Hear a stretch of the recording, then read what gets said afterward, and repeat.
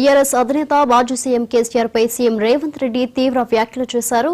నారాయణపేట జిల్లాలో ఏర్పాటు చేసిన బహిరంగ సభలో పాల్గొని మాట్లాడారు. ప్రజలు కేసీఆర్ కు 10 ఏళ్ల అవకాశం ఇచ్చారని, ఆ 10 ఏళ్లలో పాలమూరు రంగారెడ్డి ప్రాజెక్టు పూర్తి చేసి ఉంటే ఇవాళ ఏపీతో గొడవ ఉండేది కాదన్నారు.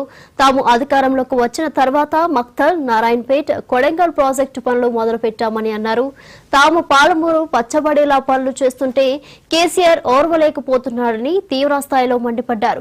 కేసీఆర్ కు పాలమూరు ప్రజలే రాజకీయ భిక్ష పెట్టారని, అయినా ఏమాత్రం విశ్వాసం లేకుండా 10 ఏళ్లు పాలమూరును ఎండబెట్టారని సీరియస్ అయ్యారు. పాలమూరు రంగారెడ్డి ప్రాజెక్టుకు శ్రీకారం చుట్టింది కాంగ్రెసే, పూర్తి చేసేది కూడా కాంగ్రెస్ ప్రభుత్వమే అని కీలక ప్రకటన చేశారు.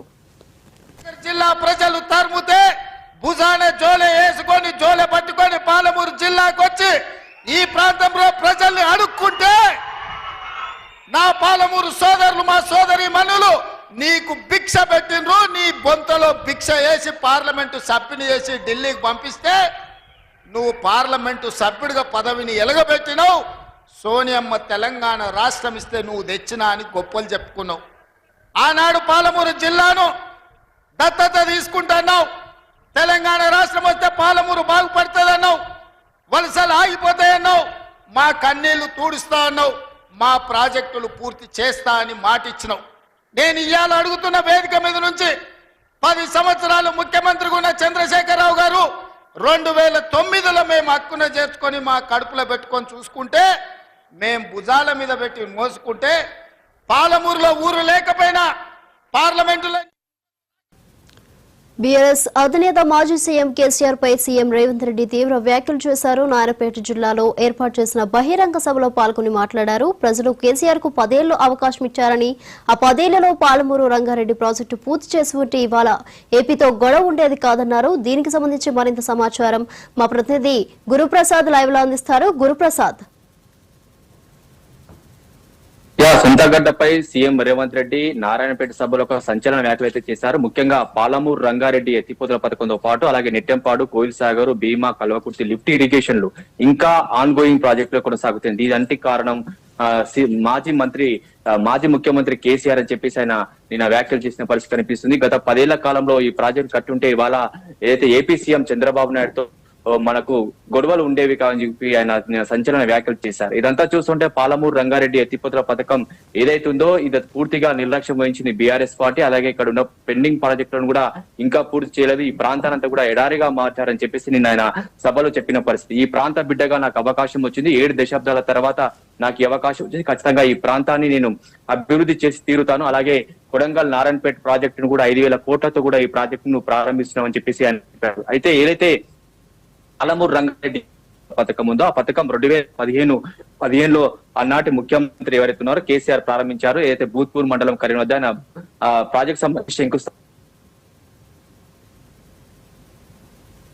ప్రాజెక్టులు కొనసాగుతుంది. అయితే బీఆర్ఎస్ పార్టీ మాత్రం ఇప్పటికే 90% పనులు పూర్తయ్యాయని చెప్తున్నారు. కేవలం 10% పనులు మాత్రమే మిగిలి ఉన్నాయని చెప్పేసి బీఆర్ఎస్ పార్టీ నాయకులు చెప్తున్నారు. ఏదైతే పాలమూరు ప్రాజెక్టు స్వరూపం చూసుకున్నట్లయితే ఏదైతే ఆనాటి ముఖ్యమంత్రి కేసీఆర్ దానికి స్వయంగా డిజైన్ చేశారు. మొత్తం ఏదైతే 5 రిజర్వాయర్లు 6 మొత్తానికి 5 ప్రాజెక్టులు ఏర్పాటు చేశారు. ముఖ్యంగా ఏదైతే 21 ఏదైతే ఉన్నాయో దశలలో 21 దశలలో దీని యొక్క ప్యాకేజీల విధంగా దీన్ని డివైడ్ చేశారు. కానీ 18 ప్యాకేజీల కింద ప్రజెంట్ పనులు కొనసాగుతున్నాయి. నాలరాపూర్ కావచ్చు, అలాగే ఏదుల, ఒట్టెం, కరివేనా, అలాగే ఉదండాపూర్ ఈ రిజర్వాయర్లు మాత్రం ఇంకా కొనసాగుతున్నాయి. కాలువలు ఇంకా కొనసాగుతున్నాయి. అలాగే ఏదైతే పూర్తిగా అనుమతులు కావచ్చు, అలాగే అటవీ శాఖ అనుమతులు కావచ్చు, ఈ అనుమతులు రాకపోవడం వల్లనే ఈ యొక్క ప్రాజెక్ట్ ఇంకా ముందుకు పడలేదని చెప్తున్నారు. ఇప్పటికైతే 35,200 కోట్ల అంచనా వ్యయంతో ఈ ప్రాజెక్టు ఆనాడు ప్రారంభించారు. కానీ అంచనా వ్యయం మరింత పెరిగిపోయింది. ఇప్పటికీ 58,000 కోట్లకు చేరుకుంది. ఈ ప్రాజెక్టు పూర్తి కావాలంటే మరో 27,000 కోట్లు అవసరం. సరాసరి ఏడాదికి 6,000 కోట్లు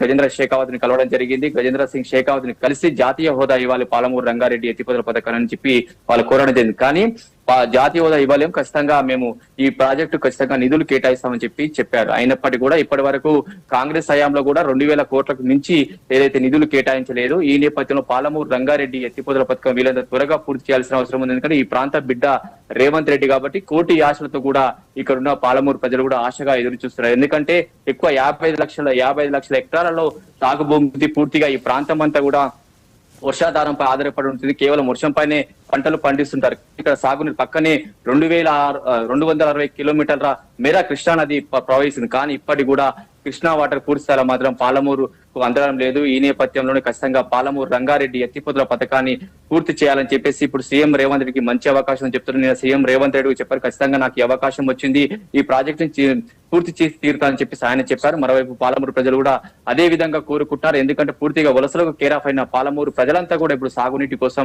ఎదురు చూస్తున్న సిచ్యువేషన్ కనిపిస్తుంది. పాలమూరు రంగారెడ్డి ఎత్తిపోతల పథకంతో పాటు అలాగే కోయిల్ సాగర్, భీమా, నెట్టెంపాడు, కల్వకుర్తి లిఫ్ట్ ఇరిగేషన్ కూడా పూర్తి స్థాయిలో ఇంకా పెండింగ్ లో ఉన్నాయి. వాటిని వీళ్ళంత త్వరగా పూర్తి చేయాలని కోరుతున్నారు. ఏది ఏమైనప్పుడు కూడా నిధుల కొరత, అదేవిధంగా అటవీ శాఖ అనుమతులు, వివిధ కేసుల కారణం కూడా పాలమూరు రంగారెడ్డి ఎత్తిపోతల పథకం అనేది కంటిన్యూగా 10 ఏళ్ల పాటుగా కొనసాగుతుంది.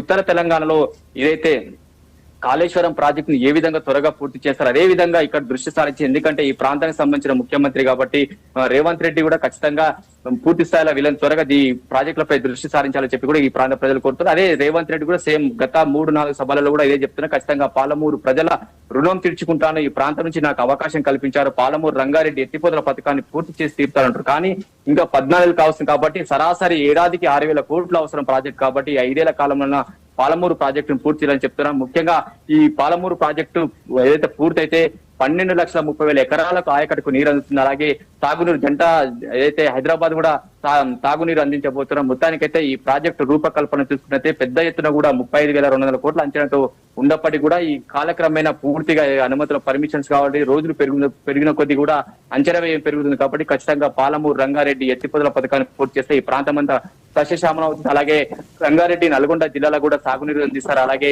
హైదరాబాద్ కి తాగునీరుని అందించే అవకాశం ఉంది. కాబట్టి డెఫినెట్ గా ఈ ప్రాంతాన్ని ఈ ప్రాజెక్ట్ ను పూర్తిగా వీళ్ళని త్వరగా పూర్తి చేయాలని చెప్పేసి కూడా ఈ ప్రజలు కోరుకుంటున్నారు.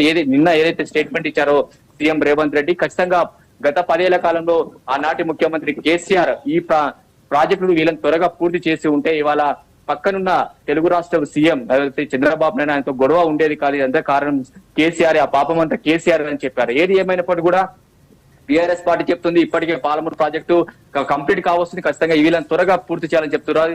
మరోవైపు ఇప్పటికే ఇరిగేషన్ మినిస్టర్ ఉత్తమ్ కుమార్ రెడ్డి కూడా ఒక రివ్యూ నిర్వహించారు ప్రాజెక్టులపై. పాలమూరులో ప్రాజెక్టు ఏదైతే పాలమూరు రంగారెడ్డి ఎత్తిపోతల పథకం కావచ్చు, అలాగే కోయిల్ సాగర్, నెట్టెంపాడు, భీమా, కల్వకుర్తి లిఫ్ట్ ఇరిగేషన్ లపై కూడా ఆయన రివ్యూ నిర్వహించారు. కాకపోతే ఏంటంటే నిధుల కొరత చాలా ఉంది కాబట్టి వీళ్ళని త్వరగా నిధులు కేటాయిస్తే ఆ కాలువల పనులు కావచ్చు, అలాగే